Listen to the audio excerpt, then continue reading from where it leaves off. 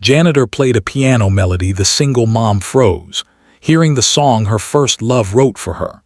The first piano note cut through the Christmas party like a memory that refused to stay buried, soft and trembling, yet powerful enough to stop a single mother mid-step as her breath caught in her chest. Tinsel glittered, lights blinked, laughter echoed through the hall, but none of it mattered anymore because that melody was not just music. It was her past, her first love, a song written for her long before life hardened her hands and taught her how to survive alone. Her fingers tightened around the paper cup she was holding, her heart pounding as if it recognized something her mind was still afraid to accept.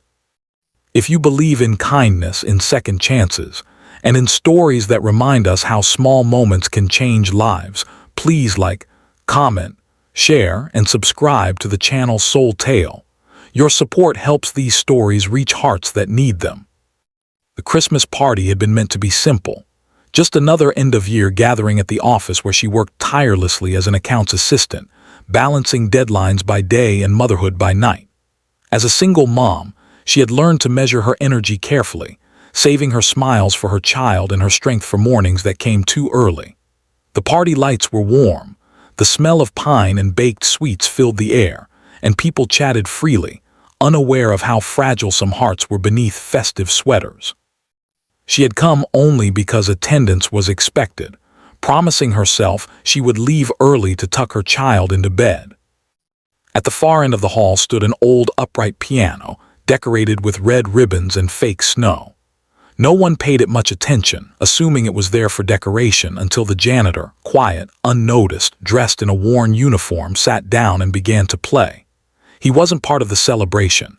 He was usually invisible, the man who cleaned after everyone else left, the one people nodded at without really seeing. But when his hands touched the keys, the room changed. The melody flowed gently, imperfect yet sincere, carrying something raw and deeply personal. For her, time folded in on itself. Years ago, before responsibilities stacked like walls, before she learned what it meant to choose diapers over dreams, there had been a boy who loved music more than words. He had written a song just for her one winter evening, promising that no matter where life took them, the melody would always find its way back. That love ended abruptly, torn apart by circumstances, misunderstandings, and silence that grew too heavy to break. She never heard from him again, and the song lived only in her memory, until now.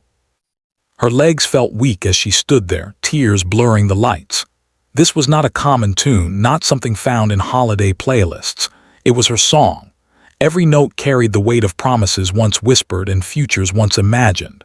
Around her, coworkers swayed casually, unaware that something sacred was unfolding. The janitor's head was bowed slightly, his focus entirely on the keys, as if the world around him had disappeared. Life had not been kind to her. Raising a child alone meant constant worry, rent, school fees, medical bills, the quiet fear of not being enough. She often felt invisible herself, blending into the background just to get through the day. Dreams of love felt like luxuries she could no longer afford. Yet standing there listening, she felt something stir inside her, something she had locked away for years to protect herself from disappointment.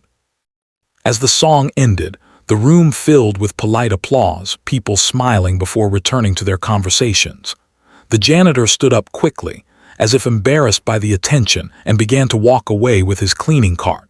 Her heart raced.